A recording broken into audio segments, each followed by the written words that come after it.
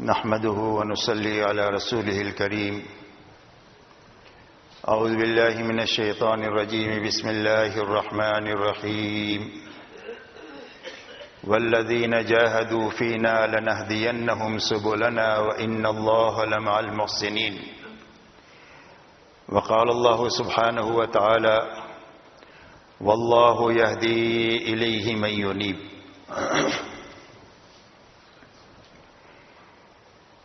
میرے محترم بزرگ اور دوستو، بات کے شروع ہونے سے پہلے چند باتوں کی آپ سے درخواست ہے تاکہ ان مجالس میں بیٹھنے کا پورا نفع ہمیں ملے. سب سے پہلی بات تو یہ ہے کہ شروع سے لے کر آخر تک مجلس میں رہیں تاکہ پوری بات سنیں، پوری بات سمجھیں. جب تک پوری بات سنیں گے نہیں، جب تک پورا کام کر نہیں سکیں گے، اور ادھورے کام پر کبھی کام کا پورا نفع نہیں ملتا. اس لیے کام پورا کرنے کے لیے ضروری ہے کہ پورا سنا جائے، پورا سمجھا جائے. دوسری بات دوستو یہ ہے کہ پوری بات کو جاگ کر سننا. اس لیے کبھی کھانا بھی کھایا ہے تو کھانے کے بعد میں نہ چاہتے ہوئے بھی اونگ آ جاتی ہے، تو بتکلف نیند کو بھگا کر مجلس میں شریک ہونا. اس لیے کہ آنکھیں بند ہو گئی تو کان بند ہو گئے. اب مجلس میں ہونے کے باوجود بھی کوئی بات دل تک نہیں جائے گی، اور جو بات دل تک نہیں جائے گی وہ زندگی کے رخ کو صحیح نہیں کرے گی. معلومات سے زندگی نہیں بنتی ہے، جو بات دل تک پہنچتی ہے وہ زندگی کے رخ کو بدلتی ہے. اس لیے دین کی بات میں بڑی طاقت ہے، لیکن شرط یہ ہے کہ وہ دل تک پہنچے. اسی لیے کتابوں میں واقعہ آتا ہے کہ ڈکیتی کی حالت میں گھر کے اندر سے آواز آئی: الم یعن للذین آمنوا ان تخشع قلوبهم لذکر اللہ. کیا ایمان والوں کے لیے وقت آیا نہیں ہے کہ ان کے دل اللہ کے لیے ڈر جائے؟ بس وہ بات کانوں کے راستے سے دل تک کیا جانی تھی کہ زندگی کے رخ کو ہی بدل دیا. فرمایا ہاں آ گیا، اور ساری لوٹ مار کے سامان کو چھوڑ کر توڑ کر بیت اللہ جا کر بہت بڑے ولی بن کر کے دنیا سے تشریف لے گئے. یہ دین کی بات کا اثر ہے، لیکن شرط یہ ہے کہ دل تک جانی چاہیے. اس لیے اس کے لیے ضروری ہے جاگ کر بات کو سننا. اور جاگ کر بات کے سننے کا آسان راستہ یہ ہے کہ نیچے نہیں دیکھنا، آنکھیں بند نہیں کرنا، گھٹنوں میں ہاتھ نہیں ڈالنا. یہ سب سونے کی نیت ہوتی ہے، بلکہ بات کرنے والے کی طرف دیکھتے رہنا. جب بات کرنے والے کی طرف دیکھتے رہیں گے تو نیند نہیں آئے گی. پھر بھی اگر آنکھ بند ہونے لگے تو اپنی آنکھوں کو مل کر نیند کو دور کیا جائے تاکہ مجلس کا پورا نفع ہمیں ملے. اسی کے ساتھ بات کو پورے دھیان اور توجہ کے ساتھ سننا کہ جسم بھی یہاں ہے اور دل دماغ بھی یہاں ہے. اس لیے کہ جسم یہاں ہے، دل دماغ باہر ہے، تو ہارن کی آواز کی طرف کان سے آواز ٹکراتی رہے گی، باقی اندر کچھ جائے گا نہیں. اور جب دھیان اور توجہ سے آدمی بات سنے گا تو بات دل تک جائے گی. اسی کے ساتھ میں عمل کی نیت سے بات کو سننا. اس لیے کہ اللہ کی طرف سے داد و دہش کا جو نظام ہے وہ آدمی کی نیت ہے. حدیث پاک میں فرمایا وَإِنَّمَا لِكُلِّ امْرِئٍ مَّا نَوَىٰ. فرمایا ہر آدمی کو وہ چیز ملے گی جس کی اس نے نیت کیا. دوسرا قاعدہ کلیہ اللہ نے قرآن میں بیان فرمایا وَأَن لَّيْسَ لِلْإِنسَانِ إِلَّا مَا سَعَىٰ. ہر آدمی کو اس کی کوشش کا صلہ ملے گا، اور قیامت کے دن ہر آدمی کی کوشش دیکھی جائے گی. تو اس لیے کوشش اور ارادہ یہ دو بڑی طاقتیں ہیں. اس لیے عمل کی نیت سے بات کو سننا. جب عمل کی نیت سے آدمی بات سنے گا تو اللہ تعالیٰ نیت کی برکت سے عمل کی توفیق دیں گے. جی چاہے نہ چاہے، حالات سازگار ہو ناسازگار ہو، ماحول مناسب ہو نامناسب ہو، ہر حال میں عمل کی توفیق دیں گے عمل کی نیت کی برکت سے. اسی کے ساتھ اچھی طرح سن کر سمجھ کر عمل کرتے ہوئے بات کو پورے عالم میں اور ساری انسانیت تک پہنچانے کی نیت سے سننا. کہ بات کو کہاں تک پہنچائیں گے؟ کہ پورے عالم میں پہنچائیں گے اور ساری انسانیت تک پہنچائیں گے.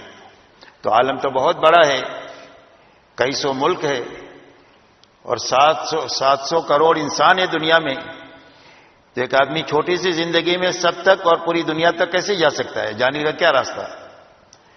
کہ پورے عالم میں اور ساری انسانیت تک جانے کا راستہ یہ ہے کہ جہاں تک جا سکتے ہیں وہاں تک خود جانا اپنی زندگی میں، اور جتنوں تک جا سکتے ہیں اتنوں تک اپنی زندگی میں جانا، اور جہاں تک نہیں جا سکے اور جتنوں تک نہیں پہنچ سکے وہاں تک جانے کے لیے اپنی زندگی میں کام کرنے والے بہترین آدمی اور عملہ تیار کرنا. یہ محنت کا صحیح رخ ہے، کرنا اور آدمی بنانا، کرنا اور آدمی بنانا، یہ محنت کا صحیح رخ ہے. حضور پاک صلی اللہ علیہ وسلم کو اللہ تعالیٰ نے بہت بڑا کام لے کر دنیا میں بھیجا تھا. آپ کی محنت کا میدان پورا عالم تھا، ساری انسانیت تھی اور قیامت تک کا زمانہ تھا. اتنا بڑا کام آپ کے ذمے کیا گیا، اور اتنے بڑے کام پر قابو پانے کے لیے آپ کو صرف 23 سال کا زمانہ دیا گیا. کہ اتنا بڑا سا کام کتنے سالوں میں کرنا ہے؟ کہ صرف 23 سال میں کرنا ہے. تو اتنے بڑے کام پر قابو پانے کے لیے آپ نے کام کا کیا رخ لیا؟ آپ نے بنفس نفیس اپنے آپ کو اس کام میں تھکاتے ہوئے، مٹاتے ہوئے، گلاتے ہوئے آپ نے 23 سال میں 1.25 لاکھ صحابہ کا مجمع تیار کیا. اپنے تھکنے کے ساتھ آپ نے اپنا عملہ بنایا. اس لیے کہ کام جو کرے گا وہ عملہ کام کرے گا. آدمی تو کرے گا ہی کرے گا اپنی زندگی میں، لیکن اس کا جو عملہ بنے گا وہ عملہ باقی کام کو پورا کرے گا. یہ ترتیب ہے. تو آپ نے 1.25 لاکھ صحابہ بنائے 23 سال میں اپنی محنت کے ساتھ، کہ جن کی زندگی حضور صلی اللہ علیہ وسلم کی زندگی کا آئینہ تھی. اسی لیے صحابہ کے بارے میں پوچھا گیا کہ کون لوگ ہیں؟ فرمایا فرسان بالنہار و رہبان باللیل، بسام بالنہار و بکاء باللیل. فرمایا صحابہ دن کے شہ سوار ہیں، گھوڑے کی پشت پر بیٹھ کر پوری دنیا میں مارے مارے پھر رہے ہیں انسانوں کو اللہ کی پہچان کرانے کے لیے کہ اللہ کون ہے اور کیسے ہے. اور فرمایا راتوں کے راہب ہے اور عبادت گزارے. کانوا قلیلا من اللیل ما یہجعون، رات کو بہت کم سوتے ہیں. وبالاسحار هم یستغفرون، اور اخیر راتوں میں اللہ کے سامنے کر کے مٹ کے کھپ کے استغفار کرتے ہیں کہ کرنے کا کام کا حق ادا نہیں ہوا. یہ صحابہ کی صفت بتلائی گئی. فرمایا بسام بالنہار و بکاء باللیل، فرمایا دن کو حشاش بشاش اللہ کے دین کا کام کرنے والے ہیں، اور راتوں کو اللہ کے سامنے بہت زیادہ رونے والے ہیں. یہ صحابہ کی صفات بنائی گئی. صرف 2 جملوں میں ان کا تعارف ہے کہ ان کا دن حضور صلی اللہ علیہ وسلم کے دن جیسا، اور ان کی رات حضور کی رات جیسی. آپ کا دن دعوت اور تعلیم کے لیے، اللہ نے آپ کو معلم اور داعی بنا کر کے بھیجا تھا. تو آپ کا دین کا اکثر حصہ دعوت اور تعلیم پر خرچ ہوتا تھا، اور آپ کی رات کا اکثر حصہ اللہ کی عبادت میں خرچ ہوتا تھا. اور آپ اتنا اللہ کے سامنے رات کو کھڑے ہوتے تھے کہ آپ کے پیروں پر ورم آ جاتا تھا، اور آپ رات کو اللہ کے سامنے ایسا روتے تھے اور آپ کے سینے سے ایسی آواز آتی تھی جیسے ہنڈیا کے ابلنے کی آواز آتی ہے. ہنڈی ابلتی ہے نا، کھد کھد ہوتا ہے، اور ایسی آواز آپ کے سینے مبارک سے آتی تھی رونے کی.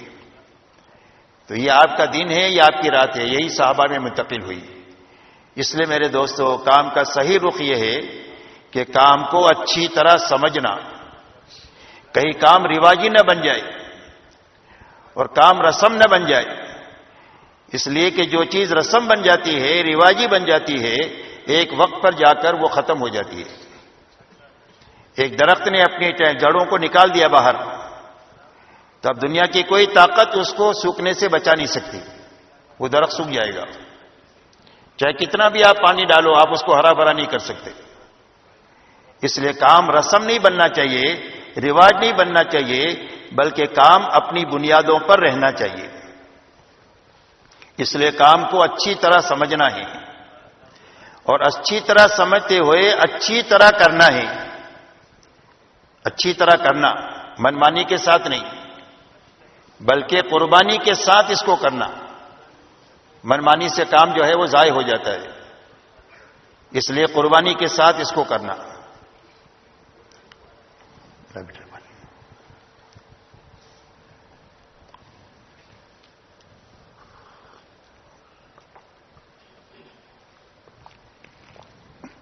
اور اچھی طرح کرتے ہوئے کام کرنے والا بہترین عملہ تیار کر کے مرنا، بانجھ بن کر کے نہیں مرنا کہ زندگی بھر تبلیغ کیا ایک آدمی بھی نہیں بنا. یہ تبلیغی بانجھ پنا ہے کہ عورت شادی میں رہی زندگی بھر لیکن ایک بھی بچہ نہیں پیدا ہوا، تو اس عورت کو بانجھ کہتے ہیں. اور تبلیغی بانجھ پنا یہ ہے کہ زندگی بھر تبلیغ کیا ایک آدمی بھی نہیں بنا، یہ تبلیغی بانجھ پنا ہے. تو بانجھ بن کر نہیں مرنا چاہیے بلکہ اپنے پیچھے بہترین عملہ، سمجھدار عملہ، کام کو سمجھا ہوا، کام کو اچھی طرح کرنے والا اپنے پیچھے کر کر کے مرنا چاہیے. اس لیے میرے دوستو یہ باتیں ضروری باتیں ہیں. ان باتوں کو سامنے رکھ کر پوری بات جو بھی ہوگی وہ اللہ تعالیٰ ایسی بات کہلوا دیوے اور ایسی بات سنا دیوے کہ جس کی وجہ سے ہم سب کو کام کی سمجھ بھی آ جائے اور کام کے صحیح کرنے کا جذبہ بھی آ جائے اور عملے کے بنانے کا طریقہ بھی ہمارے سامنے آ جائے اور عملہ بنا کر مرنے کا ہمارا فکر بھی پیدا ہو جائے کہ بھئی سارا مجمع تیار ہے انشاءاللہ اس کے لیے، کہ بھئی بیچ میں اٹھ کر جائیں گے تو نہیں اور سوئیں گے بھی نہیں. اس لیے کہ آپ نے مجھے اونچی جگہ پر بٹھایا ہے تو مجھے نظر آتا ہے کہ کون سوتا ہے کون جاگتا ہے. اور جب زیادہ تر مجمع سونے لگے گا تو مجھے آپ پر رحم آئے گا، میں کہوں گا چھوڑ دو ابھی، جاؤ آرام کر لو. اس لیے کہ سوتے ہوئے کو کیا سنائیں گے کہ بھئی سوتے ہوئے کو کچھ سنا سکتے ہیں؟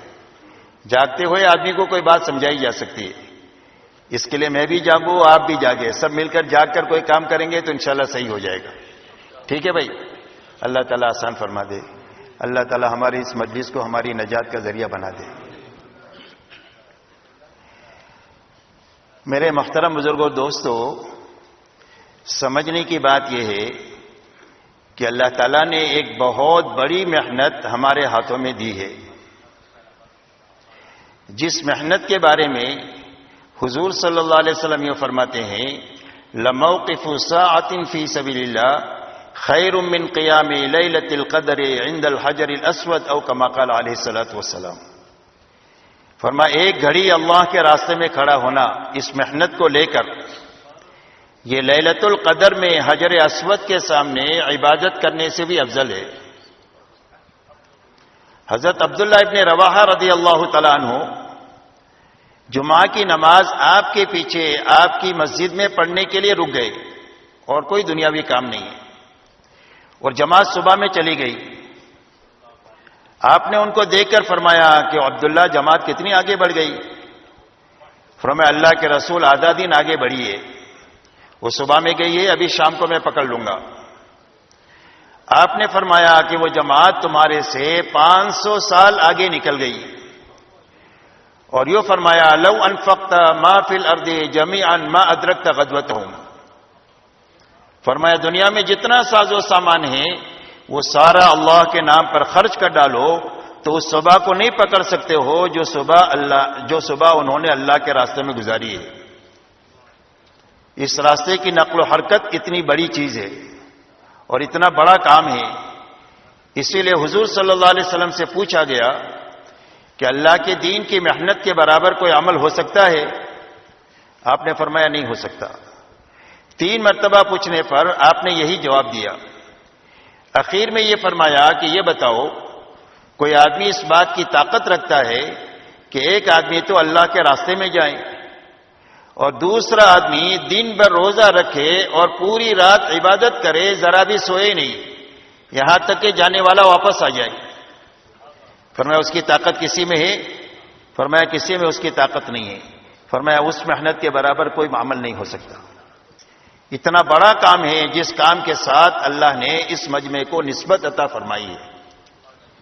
اور جس کا کچھ نہ کچھ وقت تبلیغ میں لگا ہے، کسی کا 3 دن لگا، کسی کا چلہ لگا، کسی کا 4 مہینہ لگا، کسی کا سال لگا، لیکن چہرے یہ بتا رہے ہیں کہ تقریباً سارا مجمع وہ ہے کہ جو اس محنت کے ساتھ ان کا قوی ربط ہے اور قوی تعلق ہے۔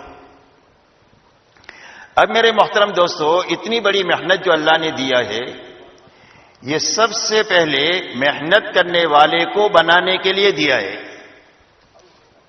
امت اور عالم نمبر 2 پر ہے۔ سب سے پہلے یہ محنت کرنے والے کو بنانے کے لیے ہے کہ اس محنت سے کون بنے؟ فرمایا محنت کرنے والا بنے، اس لیے کہ پہلے فرد بنتا ہے، اس کے بعد مجمع بنتا ہے۔ افراد سے مجمع بنتا ہے، مجمع پہلے نہیں بنتا۔ پہلے ابو بکر آئے، حضرت خدیجہ آئی، حضرت علی ابن ابی طالب آئے، اور 13 سال تک تو چند سو ہی آئے، افراد آئے، افراد بنتے ہیں، اور افراد بننے کے بعد میں مجمع بنتا ہے۔ جب تک افراد ہوتے ہیں افراد سے کام لیا جاتا ہے، اور جب مجمع بنتا ہے تو اجتماعی طور پر کام لیا جاتا ہے۔ اسی لیے مکہ مکرمہ میں محنت انفرادی ہے، اور مدینہ منورہ میں اجتماعی محنت ہے۔ یہاں تک کہ 10 سالہ زندگی میں 25 سے 27 سفر آپ نے فرمائے ہیں، اور اپنے صحابہ سے تقریباً 150 سفر کرائے ہیں، جس میں کسی سفر میں چھوٹا مجمع ہے، کسی میں بڑا مجمع ہے، کہیں قریب کا سفر ہے، کہیں دور کا سفر ہے، کبھی کچھ دنوں کا ہے، کچھ مہینوں کا ہے، مختلف اوقات ہے، قریب دور کے اعتبار سے آپ نے 150 سفر صحابہ سے اجتماعی طور پر کرائے۔ تو سمجھنے کی بات یہ ہے کہ پہلے فرد بنے گا، اس لیے محنت افراد کو بنانے کی محنت ہے کہ سب سے پہلے محنت کرنے والا بنے، اور اس محنت میں آنے والے فرد کی شروع سے لے کر پہلے دن سے لے کر موت تک نیت یہ ہونی چاہیے کہ میں اس محنت کو اپنے آپ کو بنانے کے لیے اور بناتے رہنے کے لیے کر رہا ہوں۔ دوسرے لوگوں کو اللہ ہدایت دے میرے ہاتھ پر تو یہ اللہ کا فضل ہے، لیکن میری نیت کیا ہونی چاہیے کہ اس محنت کو میں اپنے آپ کو بنانے کے لیے اور بناتے رہنے کے لیے کر رہا ہوں۔ اس لیے کہ جو اپنے آپ کو محنت کا میدان بنائے گا اور اپنی نیت سے کرے گا، وہ داخلی اور خارجی تمام فتنوں سے محفوظ رہے گا۔ کوئی فتنہ اس پر اثر انداز نہیں ہوگا جو اپنی نیت سے تبلیغ کرے گا، نہ اندر کا فتنہ اور نہ باہر کا فتنہ، اور نہ آپس میں کسی تیری میری کا شکار ہوگا، یہ نہ کسی سے کوئی شکایت ہوگی۔ ایک آدمی اپنا گھر بنا رہا ہے، صبح سے 9 سے لے کر شام کو 9 بجے تک اس کی دیکھ بھال کرتا ہے، سامان منگاتا ہے، کاریگروں کی دیکھ بھال کرتا ہے، بنا صحیح غلط بنا وہ کرتا ہے۔ دوپہر کو اس کا دوست وہاں سے گزرا، اس نے دیکھا میرا دوست تو تھکا ہوا چہرے سے لگ رہا ہے، اس نے کہا کہ تو 1 گھنٹے سو جا، میں دیکھ بھال کر لیتا ہوں۔ 1 گھنٹہ دیکھ بھال کرنے کے بعد میں وہ چلا گیا۔ اس کے بعد پھر اپنا کام شروع کیا اس نے، کیونکہ بھائی اس کو شکایت ہوگی کہ بھئی میں تو 11 گھنٹے کام کیا اور 1 ہی گھنٹہ کام کر کے چلا گیا، کہ بھئی یہ شکایت ہوگی اس کو، بلکہ اس کو اپنا محسن سمجھے گا کہ مجھے تو 12 گھنٹہ کام کرنا چاہیے تھا، اللہ اس کو جزائے خیر دے، اس نے 1 گھنٹہ میرا تعاون کر دیا، اس لیے کہ اپنا سمجھ کر اس کو کر رہا ہے اور اپنے لیے کر رہا ہے۔ اس لیے جو اپنے لیے اس محنت کو کرے گا اس کو کسی ساتھی سے کوئی شکایت نہیں ہوگی اور کوئی تیری میری نہیں ہوگی، کیوں نہیں کیا، کیوں کیا، کیوں نہیں کیا، کیوں کیا، یہ باتیں پیدا نہیں ہوگی جب آدمی اپنی نیت سے کرے گا، اور تمام تر فتنوں سے یہ محفوظ رہے گا جو اپنی نیت سے کرے گا۔ اسی لیے ہرن سے پوچھا گیا کہ تو اتنے شکاری کتے سے اپنے آپ کو کیسے بچا لیتا ہے؟ حالانکہ شکاری کتا تو تیر کی طرح دوڑتا ہے، جیسا تیر چلتا ہے نا، تیر کی رفتار ہوتی ہے، تیر کی اتنی رفتار شکاری کتے کی ہوتی ہے، بلکہ اس سے زیادہ ہوتی ہے۔ تو ہرنی سے یہ پوچھا گیا کہ شکاری کتے سے تو اپنے آپ کو کیسے بچا لیتی ہے جبکہ تیر کی طرح شکاری کتا دوڑتا ہے؟ تو ہرن نے یوں کہا کہ شکاری کتا اپنے مالک کے لیے دوڑتا ہے اور میں اپنی حفاظت کے لیے دوڑتی ہوں، اس لیے مجھے پکڑ نہیں سکتا۔ بات سمجھ میں آ رہی؟ تو جو اس محنت میں اپنے آپ کو بنانے کی نیت سے چلے گا وہ ہر قسم کے فتنوں سے محفوظ رہتے ہوئے موت تک تبلیغ کا سفر پورا کر لے گا انشاءاللہ۔ اس لیے پورا مجمع یہ نیت کرو کہ اس محنت کو اپنی ذات کو سامنے رکھ کر کرنا ہے، کہ بھائی کرنا ہے، انشاءاللہ کسی سے کوئی شکایت نہیں ہوگی ہم کو۔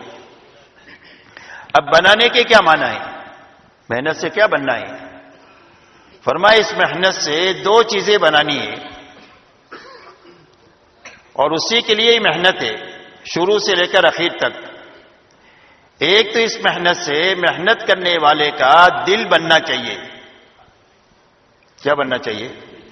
دل بننا چاہیے، اس لیے کہ دل آدمی کی باڈی میں اس کی حیثیت بادشاہ کی ہے، اور دماغ کی حیثیت وزیر کی ہے، اور باقی اعضاء اور جوارح کی حیثیت لشکریوں کی ہے۔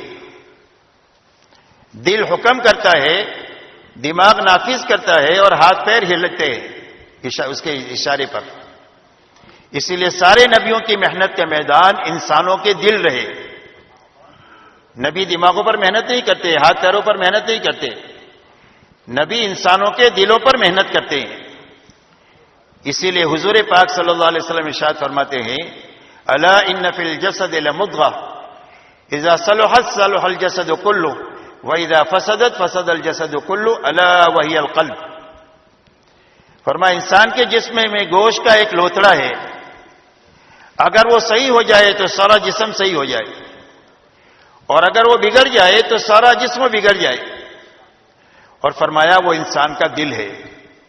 اس لیے سارے نبیوں کی محنت انسانوں کے دلوں پر ہوتی ہے۔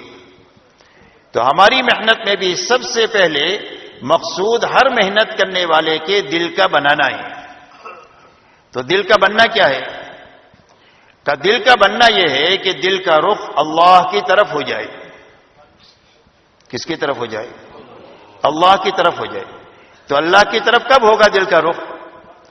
اللہ کی طرف دل کا رخ اس وقت میں ہوگا جب اللہ کی محبت ساری محبتوں پر غالب ہو جائے گی، تب جا کر مخلوق سے رخ ہٹے گا اور خالق کی طرف جائے گا۔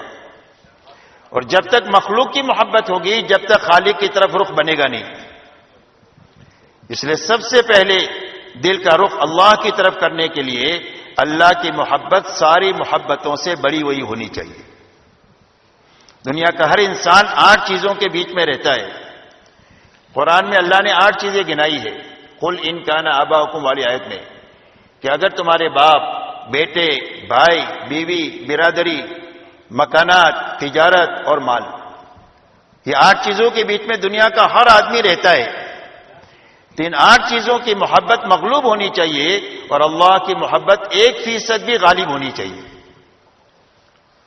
دوسری بات میرے دوستو یہ ہے کہ اللہ کی محبت کے ساتھ اللہ کا ڈر دل میں پیدا ہونا چاہیے کہ کہیں محبوب حقیقی ناراض نہ ہو جائے، اس لیے کہ اللہ روٹ جائے تو سارا جہاں روٹ جاوے، اور اللہ راضی ہو جائے تو سارا جہاں مسخر ہو جاوے، آدمی کی خدمت میں لگ جاوے۔ اس لیے کہ کائنات کے ہر ذرے پر صرف تنہا ایک اللہ ہی کی چلتی ہے۔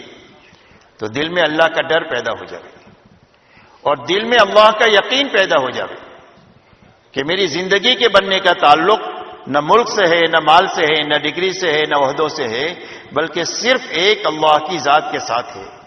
اللہ ہی بناتے ہیں، اللہ ہی اجاڑتے ہیں۔ اتنا یقین پیدا ہو جائے جو حالات کے تاثر سے آدمی کو نکال دے۔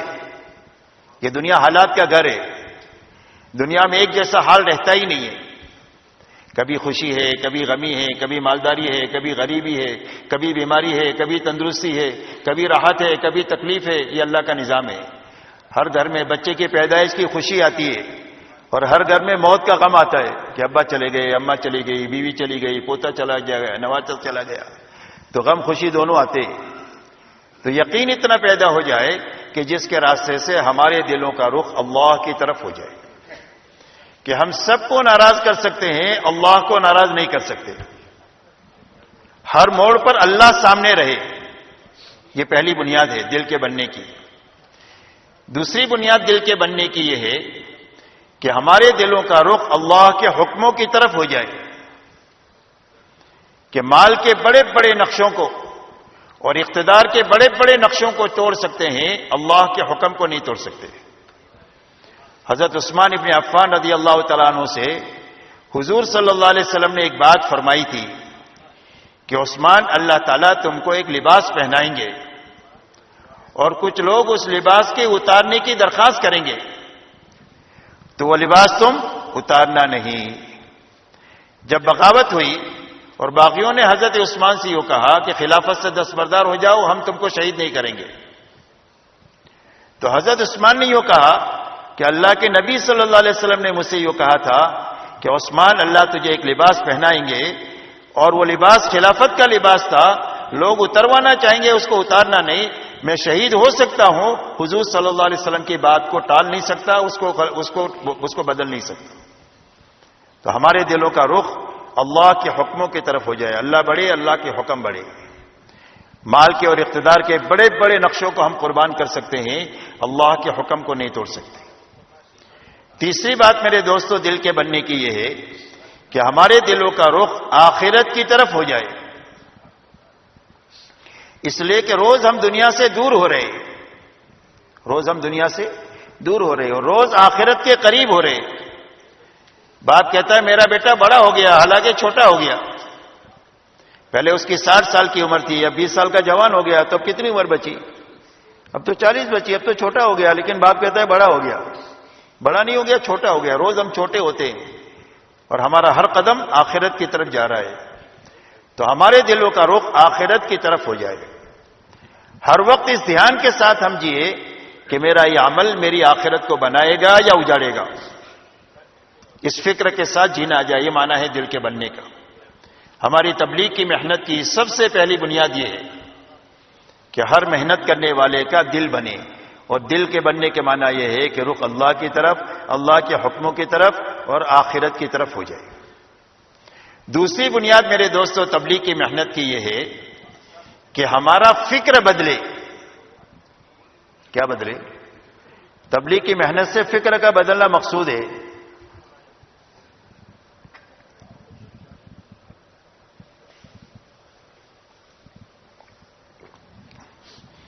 اس لیے کہ آدمی کی پوری زندگی کی جو محنت ہے اس کی فکر کے تابع ہے،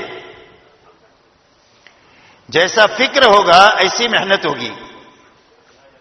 اگر فکر دنیا کا ہے تو تمام تر محنت اور توانائی اور طاقت دنیا ہی کے پیچھے لگے گی، ہاں مری بکری اللہ کے نام بھی لگ جائے گی، جیسا آج ہم تبلیغ والوں کی لگ رہی ہے۔ اس لیے کہ فکر دنیا کا ہے اور محنت تبلیغ کی ہے، اس لیے پھونک پھونک کر کے تبلیغ میں چل رہے، ایک دم پھونک پھونک کے، اس لیے کہ فکر نہیں بدلا۔ اور جب تک فکر نہیں بدلے گا، جب تک محنت نہیں بدلے گی۔ یہ بنیادی باتیں ہیں جو اچھی طرح ہم سب کو سمجھنی ہے، میں بھی اس کا محتاج ہوں، ہم سارے محتاج ہیں۔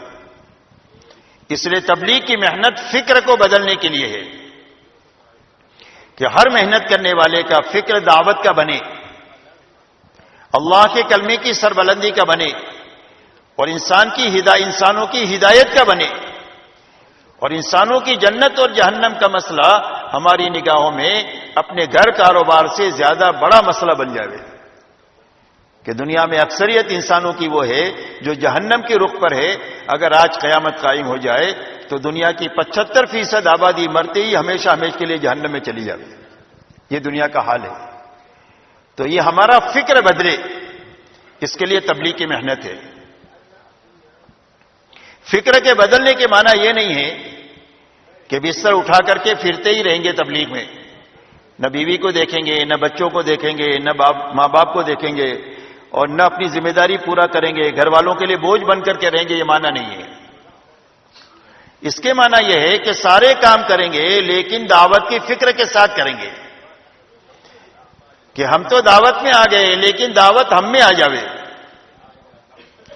ہم تو تبلیغ میں آ گئے لیکن تبلیغ ہم کو لگ جاوے، لگی نہیں ابھی تک ہم کو۔ جس دن تبلیغ والوں کو لگ جائے گی اس دن دنیا کا نقشہ ہی بدلا ہوا ہوگا، یاد رکھو۔ پوری دنیا کے نقشے کو اللہ بدل دیں گے جس دن تبلیغ والوں کو تبلیغ لگ جائے گی۔ تو فکر کی تبدیلی کے معنی یہ ہے کہ سارے کام سنت اور شریعت کے مطابق کرتے ہوئے ہمارا فکر دعوت کا ہوگا. جیسے ایک آدمی کی ٹوپی بنانے کا کارخانہ ہے, ایک آدمی کے جوتا بنانے کا کارخانہ ہے, تو یہ جہاں کہیں بھی جائے گا وہاں ٹوپی دیکھے گا, جوتا دیکھے گا. شادی میں جاوے تو اور میت میں جاوے تو دونوں جگہ یہ ٹوپی اور جوتا دیکھے گا کہ لوگ کیا پہنتے ہیں, میں اپنے کارخانے میں بناؤں. کھاتا بھی ہے, پیتا بھی ہے, بچوں کو پالتا بھی ہے, پڑھاتا بھی ہے, شادی بھی کراتا ہے, مکانات بھی بناتا ہے, سب کچھ کرتا ہے, لیکن فکر کیا ہو گیا؟ ٹوپی کا, اور فکر ہو گیا جوتے کا. یہ مطلوب ہے کہ ہمارا فکر جو ہے وہ دعوت کا بنے. جب فکر دعوت کا بنے گا تو محنت کا رخ تدریجی طور پر صحیح ہوتا چلا جائے گا.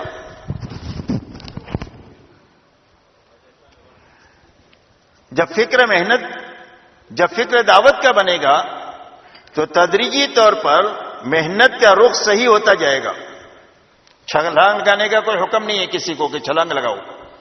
چھلانگ لگائے گا تو پیر ٹوٹ جائیں گے یا ماتھا پھوٹ جائے گا, اس لیے چھلانگ لگانے کی بات نہیں ہے. تدریجی طور پر محنت صحیح رخ پر جانی چاہیے, اس لیے کہ ہماری محنت کا جو رخ اللہ والوں نے ہم کو دیا ہے یہ کسی منزل تک پہنچنے کے لیے دیا ہے. یہ ہماری آخری منزل نہیں ہے جو تبلیغ کی ترتیب ہے, وہ یہ تبلیغ کا الف باتا ہے.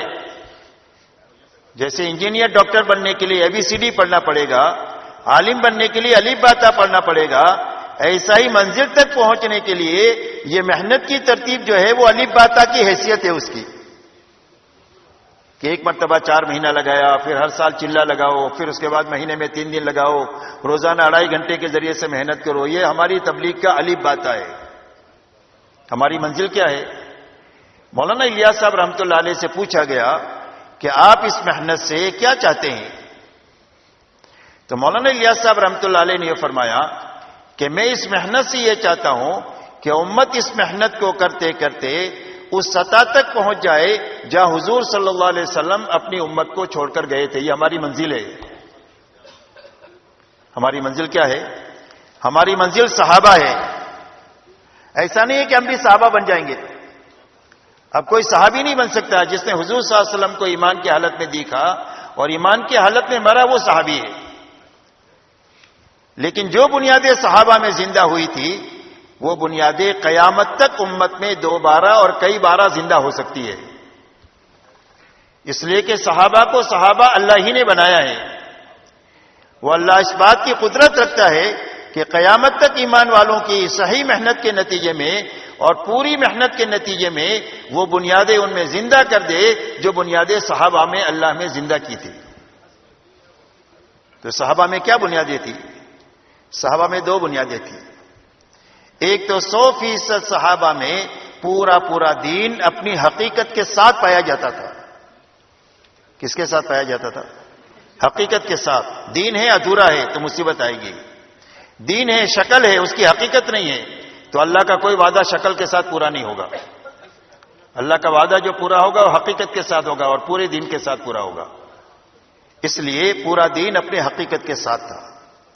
دوسری بات صحابہ میں یہ تھی کہ 100% صحابہ نے اپنی جان اور مال کو اللہ کے دین کے مقابلے میں بے قیمت بنایا تھا.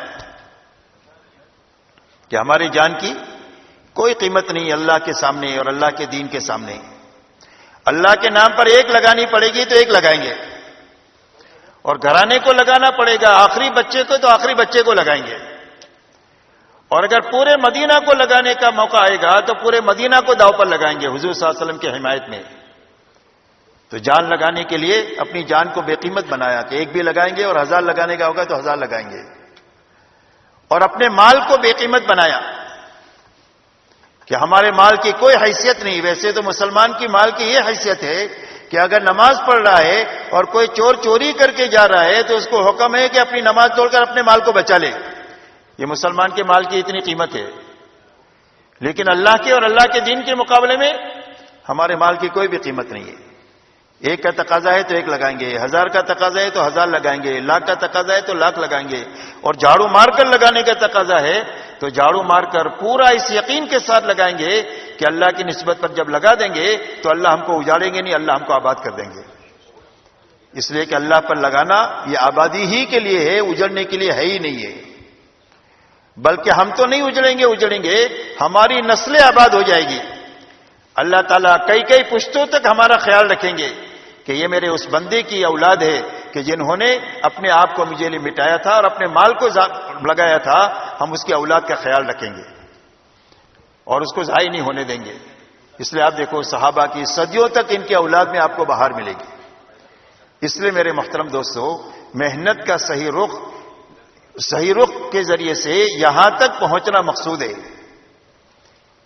پوری امت تو اللہ کرے پہنچ جائے، لیکن اللہ کی طرف سے جو فیصلہ ہوگا وہ ایک مجمع کے بننے پر ہوگا.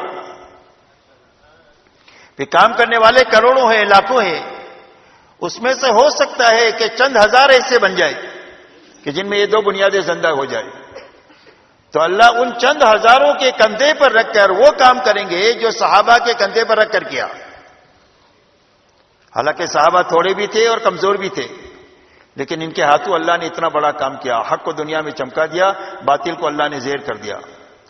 اللہ نے قوموں کو ہدایت دیا، اور دنیا کے چپے چپے میں اللہ کا کلمہ بلند ہو گیا اور کفر کا کلمہ نیچے ہو گیا، ایک کمزور اور ایک چھوٹی سی جماعت کے ہاتھوں.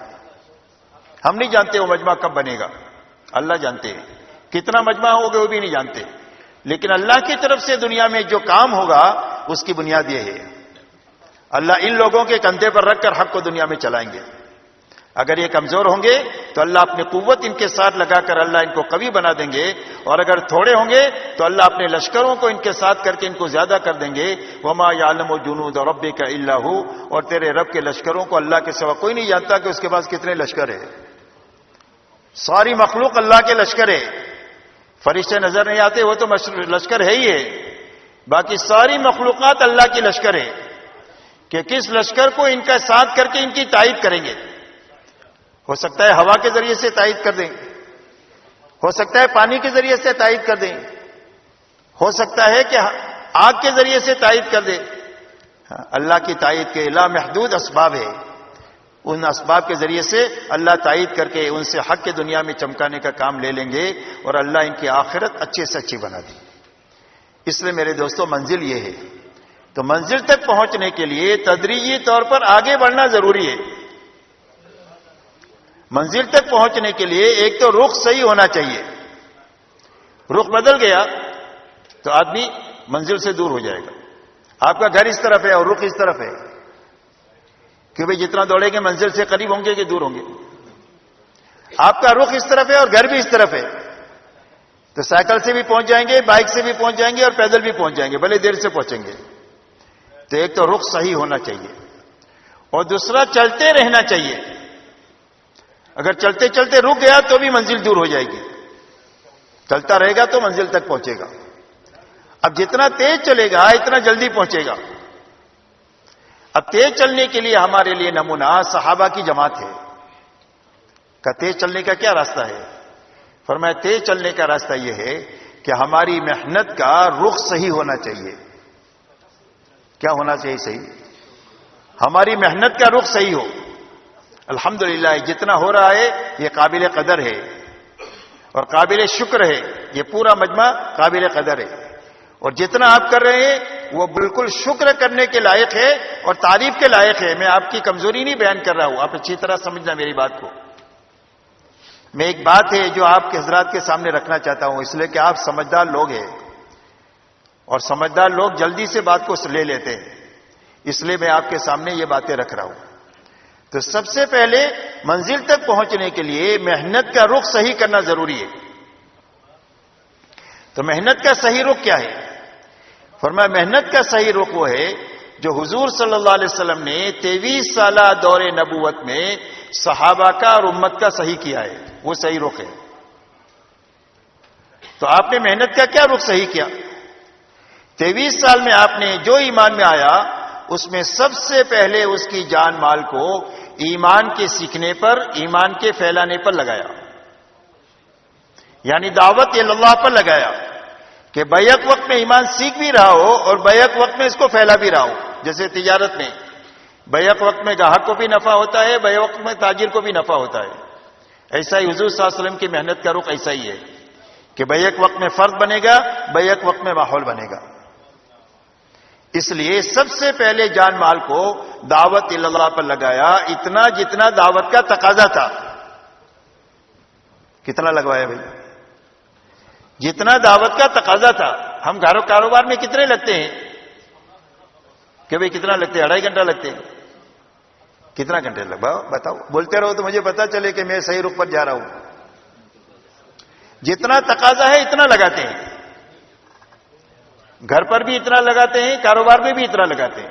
8 گھنٹے کا تقاضا ہے تو 8 گھنٹہ لگاتے ہیں، 10 گھنٹے کا تقاضا ہے تو 10 گھنٹہ لگاتے ہیں. اور عید کی رات میں پوری دکان چالو رکھنے کی ہے تو پوری رات چالو رکھتے ہیں. تو گھر کاروبار میں تقاضے کے بقدر لگتے ہیں تو سارے تقاضے پورے ہوتے ہیں. تو حضور صلی اللہ علیہ وسلم نے دعوت پر جان مال اتنی لگائی جتنا دعوت کا تقاضا تھا. اس لیے اس زمانے میں دعوت کی تشکیل جو تھی وہ تقاضے کی تشکیل تھی. کتنی تشکیل تھی؟ تقاضے کی تشکیل، کہ اس تقاضے پر آپ کو جانا ہے اور اتنا جان مال لگانا ہے جس سے تقاضا پورا ہو جاوے. اگر پوری جان لگانی پڑے تو پوری جان لگانی ہے، اور اگر مال کا بڑا حصہ لگانا پڑے تو بڑا حصہ لگانا ہے اس تقاضے کو پورا کرنے کے لیے. شہید ہو گئے تو جنت میں ملیں گے، اور اگر غازی اور اگر کامیاب ہو گئے تو غازی بن کر واپس آئیں گے. تقاضے کی تشکیل تھی. دوسرا، امت کی جان مال کو عبادت پر لگوایا کہ ہر فرد امت کی عبادت میں حقیقت پیدا ہو جائے اور بیک وقت میں یہ عبادت امت میں زندہ ہو جائے. جتنا عبادت کا تقاضا تھا اتنی لگوائی. ہم صحابہ کی زندگی کو پڑھیں تو اس میں یہ بات ملے گی حیات الصحابہ میں، جو بات ابھی میں کہہ رہا ہوں. تیسرا، ان کی جان مال کو اخلاق پر لگوایا. کس پر لگایا؟ اخلاق پر لگوایا.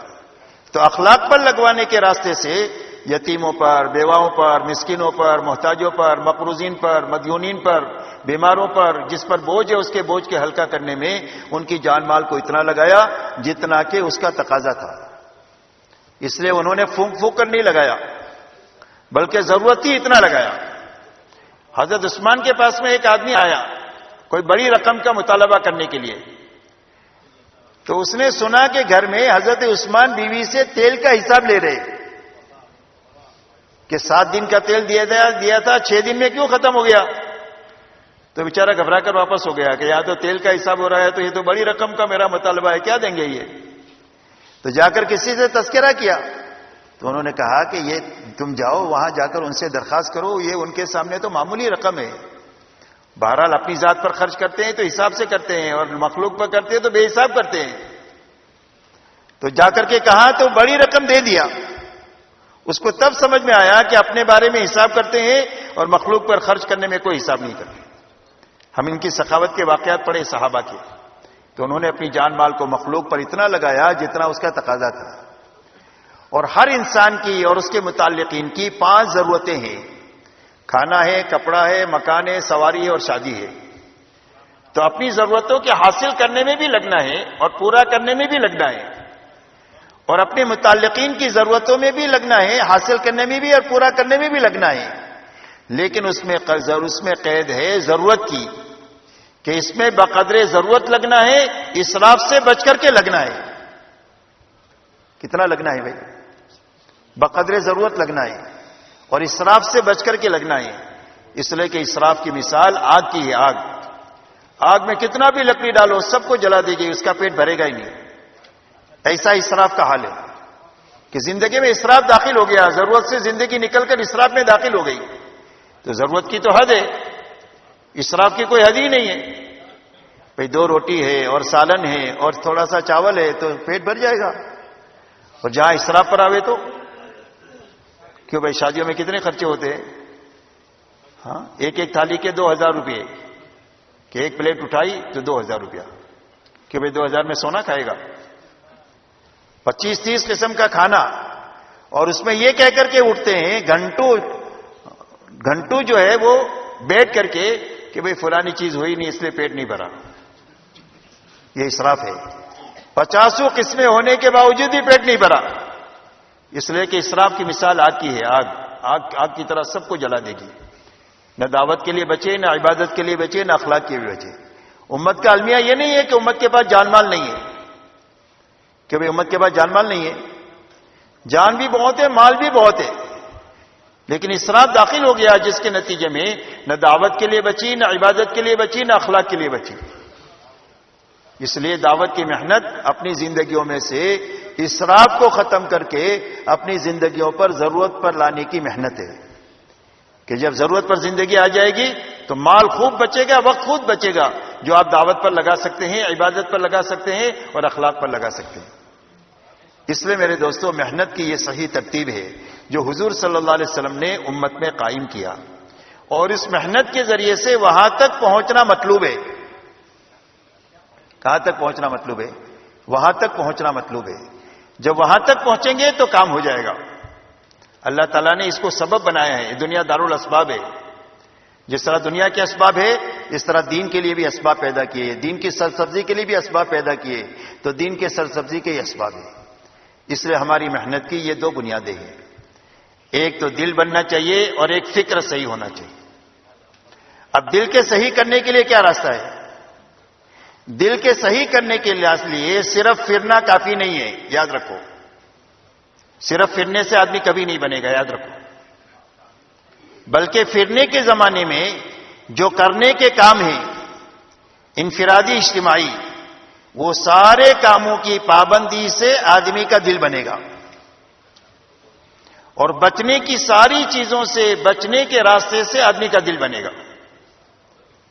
پہلی بنیاد کی زندگیوں میں آنے کے لیے یہ دو سبب ہے، ایک کرنا ہے، ایک بچنا ہے.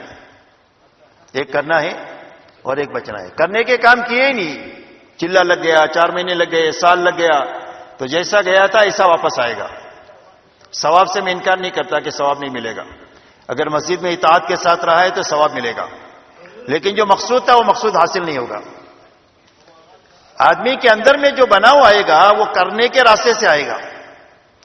اور کرنے میں دو لائنیں، ایک انفرادی اعمال ہے، ایک اجتماعی اعمال ہے، اور دونوں اپنی جگہ پر ضروری ہے. دونوں اپنی جگہ پر ضروری ہے. اللہ والے یہ فرماتے ہیں کہ اجتماعی عمل سے آدمی کی تربیت ہوگی، آدمی بنے گا، اور انفرادی اعمال سے زندگیوں میں استقامت آئے گی، یعنی اللہ یاد رہیں گے. اور جو اس محنت سے بنے گا اور بنا ہوا چلے گا، اللہ اس سے قبولیت کے ساتھ کام لیں گے. اور یہی اصل ہے کہ کام لیا جائے اور قبولیت کے ساتھ لیا جائے. ورنہ جہاں تک اللہ کا نظام ہے، اللہ تعالیٰ کبھی کبھی اپنے دین کی تائید کا کام فاسق اور فاجر سے بھی لے لیتے ہیں. کام ہو جائے گا، اس کو ملے گا کچھ نہیں. بات سمجھ میں آ رہی؟ کزمان سے میدان احد میں کام لیا کہ اس اکیلے نے 10 آدمیوں کو قتل کیا. میدان میں واہ واہ ہو گئی، کزمان کزمان کزمان کزمان.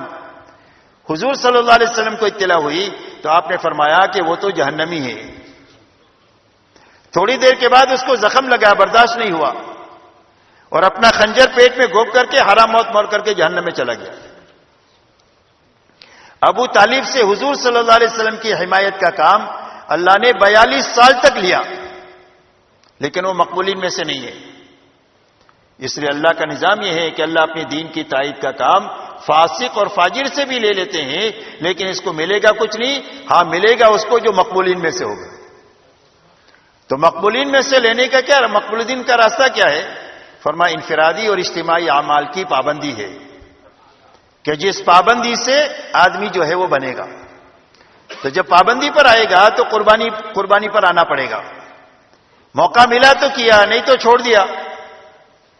فرصت ہوئی تو کیا، مشغولی ہوئی تو چھوڑ دیا. تو اس طرح تو کام کھیل بن جائے گا. اور جب ہر حال میں آدمی کام کرے گا، جی چاہا تو کیا، جی نہیں چاہا تو کیا، فرصت ہوئی تو کیا، مشغولی ہوئی تو اپنی دنیا کے کام کو آگے پیچھے کر کے اس کو کیا، تو اب یہ کام بنے گا. اسی کا نام قربانی ہے.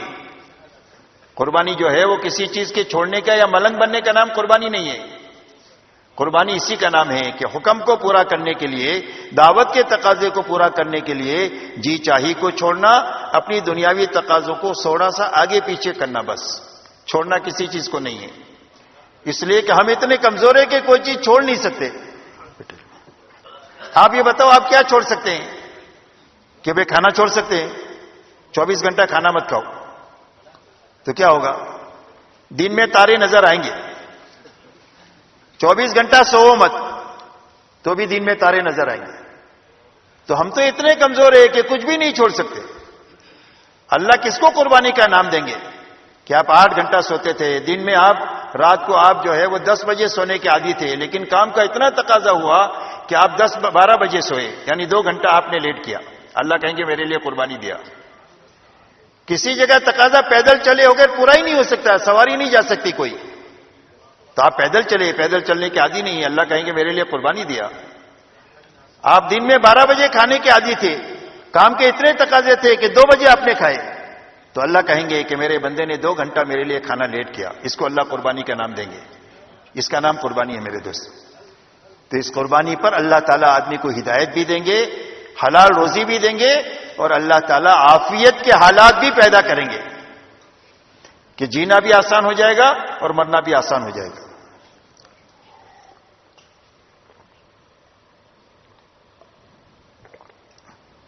اس لیے میرے دوستو، آدمی کے دل کے بنانے کے لیے یہ 2 چیزیں ہیں: انفرادی اجتماعی اعمال کی پابندی اور بچنے کی چیزوں سے بچتے ہوئے ان اعمال میں لگنا. کرنے کے کام ہی نہیں کیے تو اندر کچھ آئے گا نہیں. کرنے کے کام کیے، بچنے کی چیزوں سے نہیں بچے تو عمل کا نور چلا جائے گا. کہاں گئے تھے؟ کہیں نہیں. کیا لائے؟ کچھ بھی نہیں. جیسے ایئر کنڈیشن کمرہ ہے، مشین چل رہا ہے، کھڑکی کھلی ہوئی ہے، کہ وہ کمرہ ٹھنڈا ہوگا؟ اس نے نہیں ہوگا کہ ٹھنڈک جمع نہیں ہوئی. ایسا ہی عمل کا نور جمع رہنا چاہیے، نکلنا نہیں چاہیے. تو بچنے کی چیزوں سے بچنے سے وہ نور باقی رہے گا. اس لیے میرے دوستو یہ پہلی بنیاد ہے، کرنا اور بچنا. فکر کی تبدیلی کے لیے 2 لائن کی محنت ہے. کس کے کیا محنت ہے؟ 2 لائن کی محنت. ایک محنت جو ہے وہ ہر بستی میں جہاں بھی ہم جائیں، یا اپنی بستی میں ہم محنت کر رہے ہیں تو اپنی بستی میں مقامی کام ہو یا نقل و حرکت ہو، دونوں کی ایک ہی بنیادیں ہیں، وہ دونوں کی بنیادیں الگ نہیں ہیں. صرف فرق اتنا ہے کہ نکلنے کے زمانے میں ان کاموں کو زیادہ سے زیادہ کرنا ہوتا ہے، اس لیے کہ ہم مکمل فارغ ہوتے ہیں. اور مقام پر رہتے ہوئے گھر کاروبار کے ساتھ ان اعمال کو کرنا ہوتا ہے اور تھوڑی مقدار میں کرنا ہوتا ہے. کہ بھئی جماعت میں ہیں تو 4 گھنٹہ تعلیم کر رہے، 4 گھنٹہ گشت کر رہے، 4 گھنٹہ ذکر عبادت میں ہیں، 4 گھنٹہ خدمت میں ہیں اور 8 گھنٹہ سونے میں ہیں. لیکن مقام پر 4-4 گھنٹے کی ترتیب نہیں ہے. مقام پر ترتیب کتنی ہے کہ بھئی تعلیم کتنی دیر کریں گے؟ آپ 15-20 منٹ سے لے کر آدھا گھنٹے تک کریں گے مسجد کی، گھر کی. تو وہاں 4 گھنٹے کی تعلیم نہیں ہے. 4 گھنٹہ گشتوں میں نہیں ہوتا ہے مقام پر. یہاں تو 2.5 گھنٹے کے اندر میں آپ کو جو ہے نا 2.5 گھنٹے ہیں یہاں. تو وہی اعمال ہے جو نکلنے کے زمانے میں ہے، وہی مقام پر ہے. شرط اتنا ہے کہ وہاں زیادہ ہے، یہاں تھوڑا وقت ہے.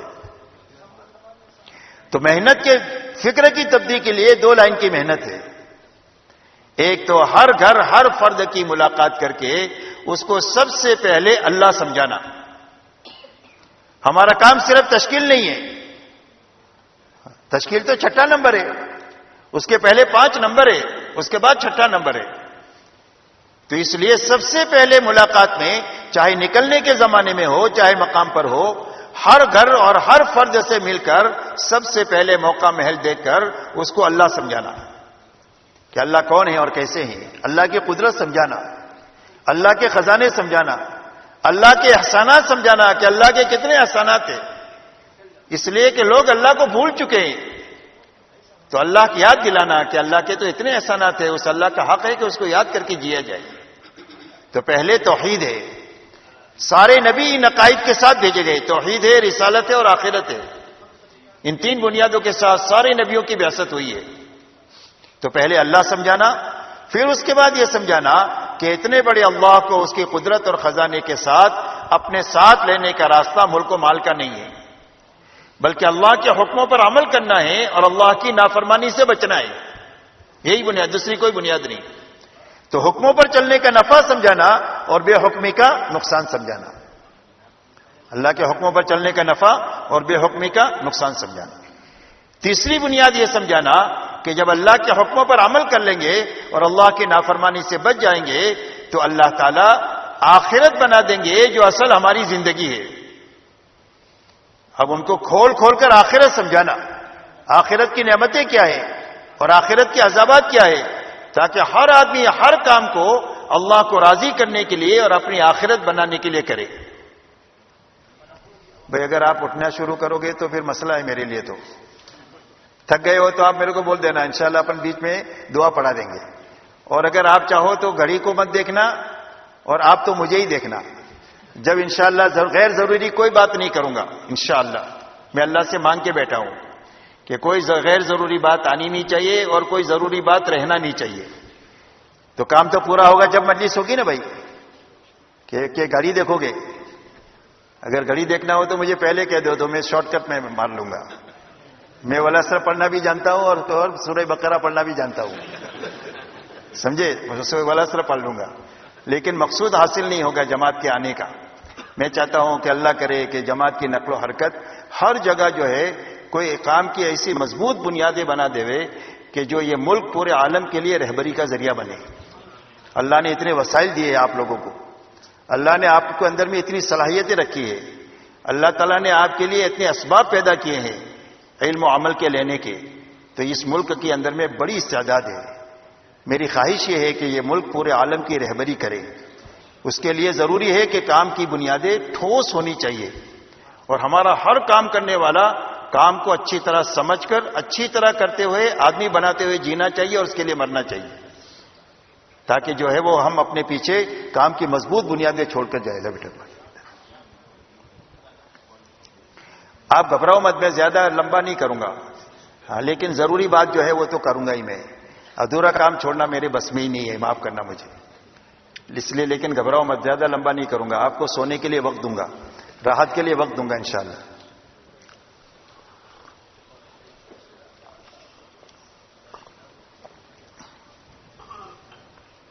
اس لیے میرے محترم دوستو، یہ تین بنیادیں سمجھا کر ہر فرد امت کو حضور صلی اللہ علیہ وسلم والی محنت کے لیے تیار کرنا۔ اس لیے کہ امت کا المیہ یہ نہیں ہے کہ امت کو دین معلوم نہیں ہے، اور امت کا المیہ یہ نہیں ہے کہ امت کے پاس دین پر چلنے کے وسائل نہیں ہیں۔ معلومات بھی ہے، وسائل بھی ہے، لیکن اندر میں دین پر چلنے کی طاقت نہیں ہے۔ بات سمجھ میں آ رہی؟ اندر میں فرائض پر کھڑا ہونے کی طاقت نہیں ہے، اندر میں حرام سے بچنے کی طاقت نہیں ہے، اندر میں دین کے تقاضوں پر کھڑے ہونے کی طاقت نہیں ہے۔ تو وہ طاقت صرف ہماری تقریر سے نہیں پیدا ہوگی، یاد رکھو کہ بھئی 3 دن 4 دن کسی مسجد میں آپ گئے اور تقریر کیا، تو وہ تقریر سے وہ طاقت نہیں پیدا ہوگی۔ آپ دیکھ لو جمعہ کی نماز میں کتنے نمازی آتے ہیں، اور کہ وہ امام صاحب کی تقریر سنتے کہ نہیں سنتے؟ عصر میں کتنے نمازی ہوتے ہیں؟ کبھی کل کے پرانے نمازی ہوتے کہ نہیں؟ تو بات سنی لیکن لیا نہیں، اس لیے کہ استعدادیں کمزور ہو گئی اندر کی۔ تو استعداد کی جو کمزوری دور جو ہوگی اور اندر میں حکموں پر چلنے کی طاقت جو پیدا ہوگی، وہ حضور صلی اللہ علیہ وسلم والی محنت سے پیدا ہوگی۔ تو آپ کی محنت کے 2 رخ ہیں، ایک رخ ہجرت ہے، ایک رخ نصرت ہے، ایک رخ نقل و حرکت ہے، اور ایک رخ مقامی محنت ہے۔ اور آپ نے اپنی محنت سے 2 ہی جماعتیں بنائی، تیسری کوئی جماعت نہیں ہے، یا تو مہاجرین ہے یا انصار ہے۔ اور قرآن میں اللہ فرماتے ہیں والسابقون الاولون من المہاجرین والانصار والذین اتبعوهم باحسان رضی اللہ عنہم ورضوا عنہ۔ فرمایا سابقین اولین مہاجر اور انصار میں کے، اور جو ان کے پیچھے پیچھے چلا اخلاص کے ساتھ، اللہ ان سے بھی راضی ہو گیا اور پیچھے چلنے والوں سے بھی اللہ راضی ہو گیا۔ مولانا الیاس صاحب رحمۃ اللہ علیہ فرماتے تھے کہ ایک مسلمان نقل و حرکت میں بھی نہیں ہے اور ایک مسلمان مقامی محنت میں بھی نہیں ہے، تو یہ کیسا مسلمان ہے؟ مسلمان کے پاس تو کام کے 2 ہی میدان ہیں، تیسرا کوئی میدان ہی نہیں ہے۔ یا تو فارغ ہو کر اللہ کے دین کا کام کرے اور جماعتوں میں پھرے، اور اگر فارغ ہو کر جماعت میں سے آ گیا ہے تو مقامی کام میں اپنے گھر کاروبار کی پوری رعایت کے ساتھ مقامی محنت کرے، تیسرا کوئی میدان ہی نہیں ہے۔ اس لیے میرے محترم دوستو، ہر آدمی کو اللہ کے راستے میں نکلنے کے لیے تیار کرنا۔ 4 مہینہ ہے، چلہ ہے، 3 دن ہے، اس کے لیے ہر جگہ جماعت نقد بنانا۔ اپنے مقامی محنت میں بھی یہی ہے کہ 2.5 گھنٹے کے ذریعے سے اپنے ساتھیوں کو تقسیم کر کے اور علاقے کو تقسیم کر کے محنت کا ایسا نظام بنانا کہ 1 مہینہ ہوتے ہوتے 100% گھر اور 100% افراد کی ملاقات ہو جانی چاہیے، تو تعمیری کام ہوگا۔ ایک آدمی سے آج آپ ملے اور 1 سال کے بعد پھر ملنے کے لیے گئے، تو آپ بتاؤ پہلی ملاقات کا اثر باقی ہوگا کہ ختم ہو گیا ہوگا؟ آپ نے تھوڑا یہاں کھودا، پھر اس کے بعد یہاں کھودا، پھر یہاں کھودا، زندگی بھر کھودتے رہو، پانی پر تو پہنچو گے ہی نہیں۔ اس لیے تعمیری کام اس وقت میں ہوگا جب 1 مہینے میں ایک آدمی سے ملے ہو، دوسرے مہینے میں پھر اس سے ملو۔ پہلی مرتبہ آپ کو بھگا دیا کہ جاؤ، ہم کو سب معلوم ہے۔ دوسری مرتبہ جب آپ جاؤ گے تو آپ کو بھگائے گا نہیں، اس میں نرمی آئے گی کہ یہ تو میرے خیر خواہ ہے، دوسری مرتبہ بھی آ گئے، میں نے بھگا دیا پھر بھی، تو پھر بھگائے گا نہیں۔ بولے اچھا کیا کہتے ہو؟ تو آپ نے بات شروع کیا، بولے ہاں وہ مجھے معلوم ہے، تو تھوڑا تو 1-2 جملہ سنے گا، پھر آپ کو بھگا دے گا۔ پھر تیسری مرتبہ آپ جب جاؤ گے تو اب وہ کہے گا کہ اچھا بھائی کیا کہنا ہے بولو چلو، تو پھر آپ پوری بات سنے گا آپ کی، پھر ہاں نہ نہیں کرے گا محنت کا۔ چوتھی مرتبہ آپ جاؤ گے تو کہے گا کہ کام تو کرنے کا ہے لیکن میرا ایسا ہے ویسا ہے، آپ ادھر کا حل بتاؤ گے تو کہا اچھا میں 3 دن چلوں گا۔ جب 3-4 مرتبہ آپ تسلسل کے ساتھ آپ ملو گے تو اب تعمیری کام ہوگا۔ بات سمجھ میں آ رہی نہیں آ رہی؟ آپ ایک آدمی سے آج ملے، 1 سال کے بعد پھر ملو، 2 سال کے بعد ملو، اس کا کیا اثر ہے؟ اس کا کوئی مطلب ہی نہیں ہے۔ ثواب ملے گا آپ کو، لیکن یہ ثواب اور برکت کا کام نہیں ہے۔ ثواب تو بہت ملے گا اور برکت بھی بہت ہوگی، لیکن ثواب اور برکت کے لیے صرف کام نہیں ہے، ایک بہت بڑے مقصد کے لیے کام ہو رہا ہے کہ امت میں پورا دین اپنی حقیقت کے ساتھ زندہ ہونا چاہیے، اور ہر فرد امت میں حضور صلی اللہ علیہ وسلم والی محنت زندہ ہونی چاہیے، اس کے لیے تبلیغ ہے۔ اس لیے اس طریقے سے ہر آدمی کو اللہ کے راستے میں نکلنے کے لیے تیار کرنا۔ 3 دن آپ کسی بستی میں گئے ہیں تو 3 دن میں نقد جماعت نکال کر کے وہاں سے آؤ۔ 4 مہینے کیا ہو، چلی کیا ہو، آخری درجے میں 3 دن کی نقد جماعت نکال کر کے آؤ۔ جب آپ 150 گھروں سے ملاقات کرو گے تو 10-12 آدمی اس میں سے وصول ہو جائیں گے کہ نہیں ہو جائیں گے؟ تو یہ آپ کے فکر کی تبدیلی کا راستہ ہے۔ مسجد میں بیٹھے رہنے سے فکر نہیں بدلتی کہ آپ نے صبح میں فجر میں 6 نمبر بیان کر دیا 10 منٹ، پھر اس کے بعد ناشتہ کیا، پھر سو گئے، پھر تعلیم کیے، پھر اس کے بعد چائے پیے، پھر سو گئے، پھر ظہر میں تعارفی بات کیے، پھر سو گئے، تو اس طریقے سے کبھی فکر بدلے گا نہیں۔ فکر کی تبدیلی کے لیے پہلی محنت ہے ہر گھر ہر فرد پر محنت کر کے اس کو اللہ کے راستے میں نکلنے کے لیے تیار کرنا۔ اس لیے کہ جماعت کوئی صندوق میں نہیں رکھی ہے کہ آپ تالا کھول کر نکال دو گے۔ جماعت نکالنے کے لیے پاپڑ بیلنے پڑتے ہیں، اور یہاں سے لے کر پیروں تک پسینہ آتا ہے تب جا کر جماعت نکلتی ہے۔ کتنی صلاۃ الحاجہ پڑھنی پڑتی ہے، کتنا صدقہ کرنا پڑتا ہے تب جا کر جماعت نکلتی ہے۔ تو محنت کا یہ رخ جو ہے یہ فکر کے بدلنے کا راستہ ہے۔ دوسرا میرے دوستو یہ ہے کہ ہر فرد امت کا تعلق مسجد سے ہونا چاہیے اور اعمال مسجد سے ہونا چاہیے۔ آپ کی محنت سے 10-12 آدمی تیار ہوئے، وہاں تو کئی 100 رہ گئے، اور جتنے مرد ہیں اس سے زیادہ عورتیں رہ گئی، عورتوں سے زیادہ بچے رہ گئے، تو اب ان کی زندگیوں میں دین پر چلنے کی طاقت پیدا ہونے کا کیا راستہ ہے؟ یہ نکلے تو ہے 12 ہی آدمی، وہی صحیح وقت گزاریں گے تو ان میں طاقت پیدا ہوگی۔ تو ان لوگوں کے لیے کیا راستہ ہے؟ تو اس کے لیے راستہ مسجد وار جماعت کا ہے کہ جس بستی میں بھی آپ جائیں یا جس مقام پر آپ محنت کرتے ہیں وہ آپ کا فکر یہ ہونا چاہیے کہ ہماری محلے کا ہر مسلمان کا تعلق اللہ کے گھر سے ہونا چاہیے اور اعمال مسجد کے ساتھ اس کا تعلق ہونا چاہیے، تاکہ اس راستے سے اس کے اندر میں دین پر چلنے کی طاقت پیدا ہوتی چلی جائے۔ اس لیے مسجد وار جماعت نہیں ہے تو مسجد وار جماعت بنانا۔ تو مسجد وار جماعت کیسے بنائیں گے کہ بھئی مسجد وار جماعت آخری دن تقریر کرنے سے بن جائے گی؟ تقریر کرنے سے آپ کسی کو تیرنا سکھا سکتے ہیں، ڈرائیونگ سکھا سکتے ہیں، سائیکل سکھا سکتے ہیں، تو تبلیغ کیسے سکھا دیں گے آخری دن تقریر کر کے؟ تو تقریر سے کبھی جماعت نہیں بنتی۔ جماعت کے بننے کا راستہ یہ ہے کہ جس دن آپ مسجد میں گئے اس دن آپ کی جماعت نکالنے کا بھی فکر ہے، اور وہاں مسجد وار جماعت نہیں ہے تو اس کے بنانے کا بھی فکر ہے پہلے دن سے۔ اس کے لیے وہاں کے مقامی لوگوں کو اپنے سے مانوس کرنا، اپنے قریب کرنا، دسترخوان پر ان کو اپنے ساتھ میں بٹھانا، چائے پانی کرانا، پھل فروٹ کھلانا۔ اللہ نے دیا ہے تو خرچ کرو، ہاں اپنے پر بھی خرچ کریں گے، اللہ کے مخلوق پر خرچ کریں گے۔ ان کی خیر خیریت پوچھو، ان کے حال احوال پوچھو، ان کو مانوس کرو۔ بعض جماعتیں ایسی ہوتی ہے کہ مقامی لوگ ان کو چھوڑ کر جاتے ہی نہیں، ان کے ساتھ چمٹے رہتے ان کی محبت کی وجہ سے۔ اب آپ سے محبت ہو جائے گی تو آپ کی بات لے لیں گے، آپ ان کو مشورے میں شریک کرو، آپ ان کو تعلیم میں شریک کرو، آپ ان کو گشتوں میں شریک کرو، آپ ان کو جماعت کے نکالنے کی محنت میں شریک کرو. یہی 5 کام ہے کہ بھئی 5 کام اور ہے, یہی 5 کام ہے. تو ان کاموں سے 3 دن میں ان کو گزارو تو کام کی سوجھ بوجھ بھی آئے گی اور کام کا نفع بھی ان کو نظر آئے گا. وہ دیکھیں گے کہ پہلے دن جماعت آئی تھی تو 25 نمازی تھے اور 3 دن محنت سے 50 نمازی ہو گئے. سوجھ بوجھ بھی آئی کام کی اور نفع بھی دیکھا تو طبیعت یہ کام پر آمادہ ہو جائے گی.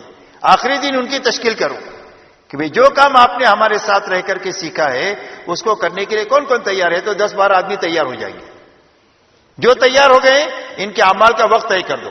پھر مشورہ کب کرو گے, تعلیم کون سی نماز کے بعد کرو گے, ملاقاتیں کب کرو گے, گشت کون سے دن کرو گے اور 3 دن کون سے ہفتے میں جاؤ گے. آپ نے اعمال کا وقت طے کیا, آپ نے بیج وہاں ڈال دیا, اللہ اس کو اگائیں گے. ہو سکتا ہے کل یہ کام شروع کریں, ہو سکتا ہے 10 سال کے بعد کام شروع کریں. جب بھی کام شروع کریں گے آپ کا اس میں حصہ ہوگا, اس لیے کہ آپ بیج ڈال کر کے آئے. اس لیے ہر جگہ پر مسجد وار جماعت بنانے کی اس طریقے سے محنت کرنا. ہر جگہ یہ دیکھنا کہ بھئی وقت لگائے ہوئے لوگ کتنے ہیں تبلیغ میں, سال والے علماء کتنے ہیں, 4 مہینہ لگائے ہوئے ساتھی کتنے ہیں, چلے والے ساتھی کتنے ہیں, اس وقت میں حرکت میں کتنے ہیں, اس کو اچھی طرح دیکھنا. تو جو حرکت میں ہیں ان کو تو محبت سے آگے بڑھانا ہے اور جو بیٹھے ہوئے ہیں ان کو دوبارہ کام میں فکر میں لگانا ہے. تو ہر جماعت کی فکر یہ ہونی چاہیے کہ ہماری جماعت کی برکت سے 2, 3, 4 آدمی 2-12 بیٹھے ہوئے کام میں لگ جانا چاہیے. سال بھر میں 12 جماعتیں گئی, 12 مہینے میں ہر جماعت نے 2-3 آدمیوں کو تیار کیا تو سال میں 30-35 آدمی دوبارہ کام پر کھڑے ہو جائیں گے. تو کام جو عملہ ہمارا بیٹھا ہوا ہے وہ کام میں لگ جائے گا. اس لیے کہ میرے دوستو ہمارا المیہ یہ ہے کہ ہمارے پاس میں جو عملہ ہے وہ بہت ہے اور اس کو سامنے رکھ کر کے دیکھا جائے تو کام بہت تھوڑا ہے. آپ حضرات میں سے بہت سارے لوگ ہیں کہ جو جوڑ میں آئے ہوں گے, اس جوڑ میں آپ کے سامنے پورے ملک کی کارگزاری آئی. اس ملک کی کارگزاری میں 8375 ساتھی آپ کے 4 مہینے والے, چلے والے اور سال لگائے ہوئے علماء مل کر کے ہیں. آپ کی سال بھر میں 182 جماعتیں چلے کی گئی ہے اور 17 جماعتیں آپ کی جو ہے وہ 4 مہینے کی گئی ہے, 200 جماعتیں گئی ہیں. اب 200 جماعتوں میں اگر 5 آدمی پرانے پکڑو اور 5 نئے پکڑو تو کہ بھائی کتنے آدمیوں کا وقت لگا, کتنوں کا لگا, 1000 آدمیوں کا. 8400 میں سے 1000 کا وقت لگا تو کتنا فیصد ہوا, کتنا فیصد, 7% ہوا, 8% ہوا, کتنا ہوا بتاؤ صاحب, بھول گئے تبلیغ میں لگ کے. ہاں میرا دماغ بھی تھک گیا ہے, نہیں تو میں ابھی حساب بتا دیتا آپ کو. 12-13% لوگوں کا وقت لگا.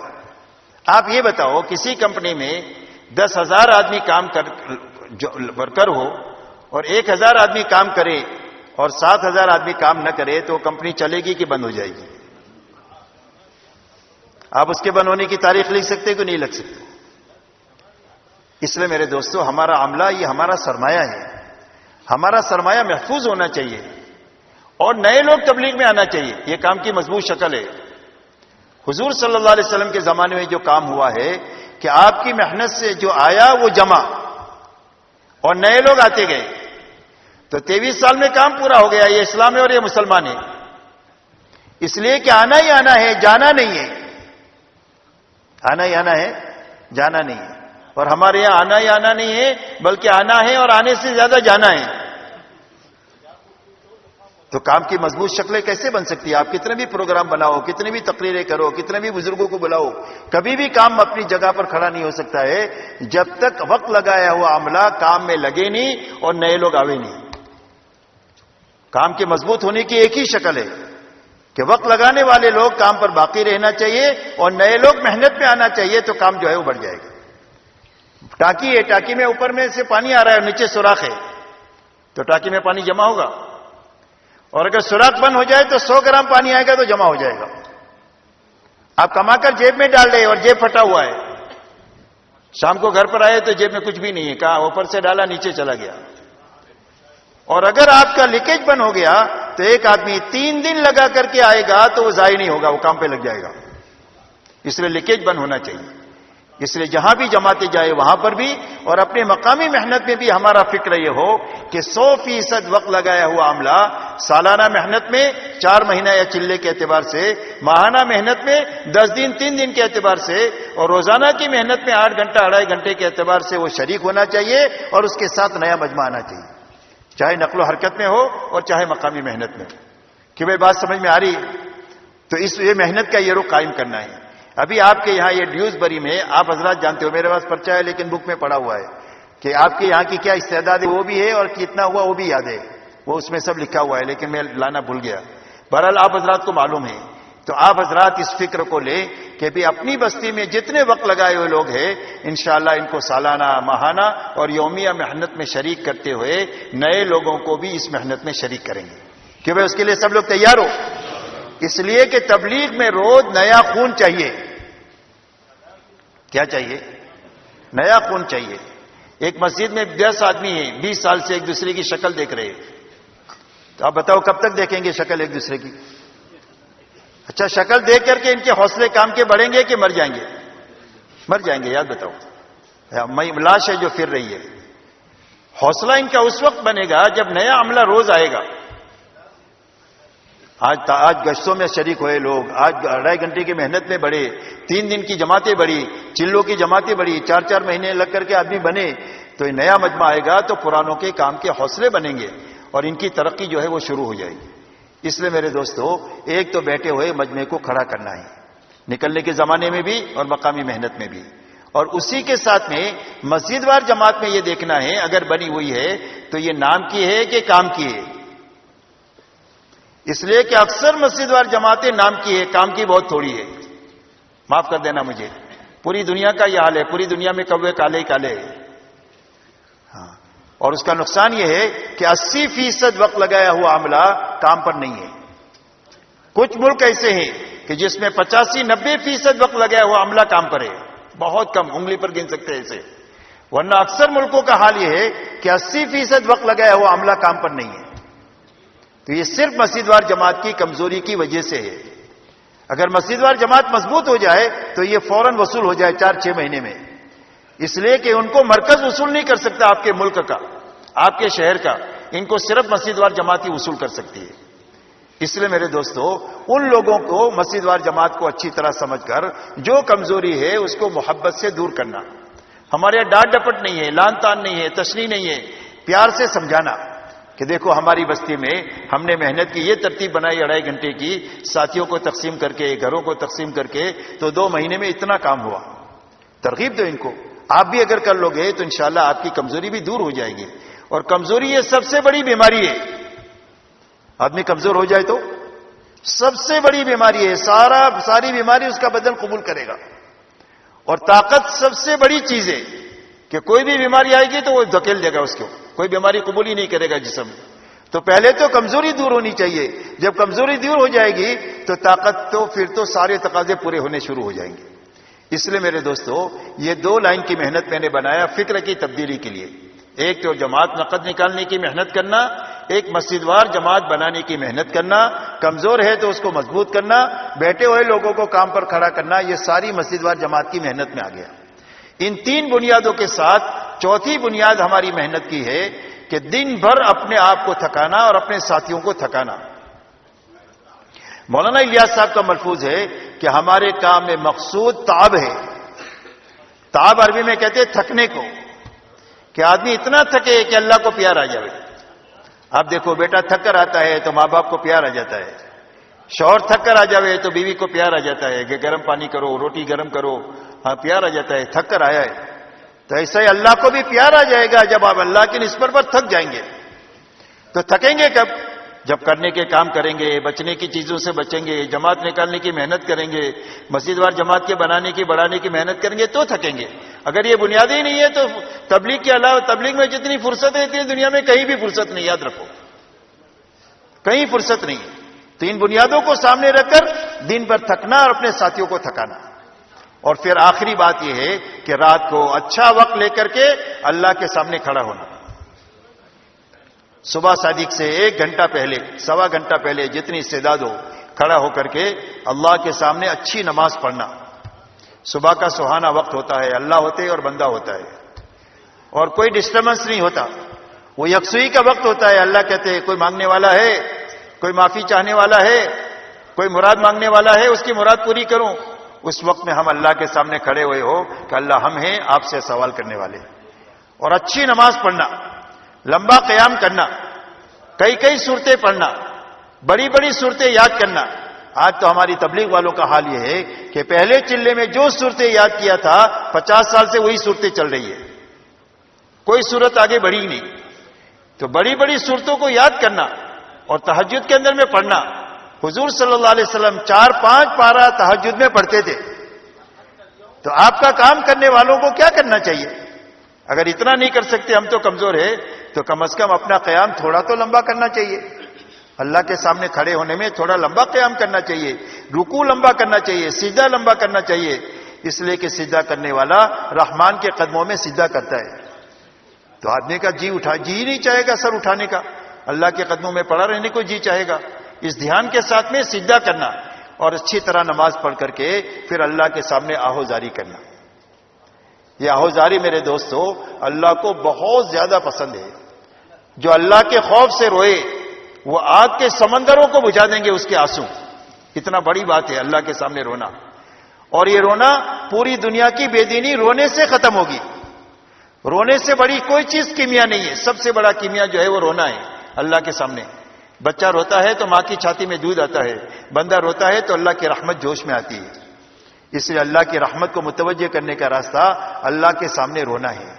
جب دن بھر اپنے آپ کو تھکائے ہوں گے تو رات کو اللہ کو کچھ کہنے کو جی چاہے گا. دن میں سوئے ہیں تو رات کو اٹھ کر اللہ سے کیا کہیں گے؟ بھاگتے بھاگتی تہجد ہوگی کہ یہاں صبح صادق ہوئی اور وہاں سلام پھیرا. نہ دعا کا موقع اور نہ اچھی نماز پڑھنے کا موقع. اس لیے میرے دوستو اچھا وقت لے کر اٹھنا اور اس کے بعد میں اللہ کے سامنے آہوزاری کرنا. جب دن بھر محنت کی ہوگی تو اللہ سے کچھ کہنے کو جی چاہے گا. اور جب اللہ سے جو کہیں گے وہ اللہ کر دیں گے. یاد رکھو، جتنی محنت بڑی اتنی دعا بڑی، جتنی محنت بڑی اتنی دعا میں وسعت بڑی، اتنا اللہ سے حسن ظن بڑا. آپ دیکھو حضرت ابراہیم علیہ السلام کی محنت بڑی ہے تو ان کی دعا میں کیا وسعت ہے کہ جہاں پر ایک دانہ نہیں پیدا ہوتا وہاں اپنی اولاد کے لیے پھلوں کی روزی مانگ رہے. اور جہاں ایک انسان آباد نہیں ہے وہاں سارے انسانوں کی قلوب کی توجہ مانگ رہے کہ لوگ تو انگلینڈ میں رہے اور ان کا دل بیت اللہ پر اٹکا رہے، ہندوستان میں رہے ان کا دل بیت اللہ میں اٹکا رہے. یہ مانگا اللہ سے. اور آپ دیکھو ساری دنیا کے مسلمانوں کے دل بیت اللہ میں اٹکے رہتے ہیں. اور اللہ سے اس امت کو مانگا. ہم کو اللہ کے حضرت ابراہیم علیہ السلام نے مانگا ہے اور اس امت میں حضور صلی اللہ علیہ وسلم جیسے نبی مانگے. اور آپ دیکھو ساری دعائیں قبول ہوتی چلی گئی، اس لیے کہ محنت کے بعد کوئی بھی دعا رد نہیں ہوتی. اس لیے میرے دوستو خوب اللہ سے دعاؤں کو مانگنا. اس لیے کہ ہمارا پورا کام دعوت اور دعا ہے. یہ جو نقل و حرکت ہے نا، مقامی ہو یا بیرونی ہو، ان دونوں محنتوں میں اس کی روح جو ہے وہ دعوت اور دعا ہے کہ دعوت کا عنصر غالب ہونا چاہیے. زیادہ سے زیادہ ہم دعوت میں اپنے آپ کو دوڑنا اور تھکانا چاہیے اور دعا میں زیادہ سے زیادہ اپنے آپ کو لگانا چاہیے. یہ دو بنیادیں ہیں ہماری محنت کی، دعوت اور دعا.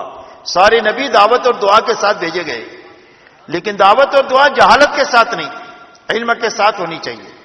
اس لیے گھنٹوں تعلیم کے حلقے میں بیٹھ کر دعوت کا علم لینا اور اس کو اپنی دعوت میں چلانا. دعوت میں سنی سنائی باتیں نہیں کرنا، رٹی رٹائی باتیں نہیں کرنا. اس لیے اور کسی کی نقل نہیں اتارنا، اس لیے کہ نقل کو کرنے والے کی تو عقل ہی نہیں ہوتی. یاد رکھو. اس لیے ان کتابوں میں سے ٹھوس علم لے کر کے اپنی دعوت میں اس کو چلانا.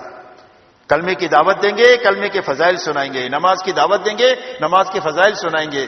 علم کی دعوت دیں گے، علم کے ہر نمبر کی دعوت، ہر نمبر کے فضائل کتابوں میں سے لے کر اس کو دعوت میں اپنے چلانا.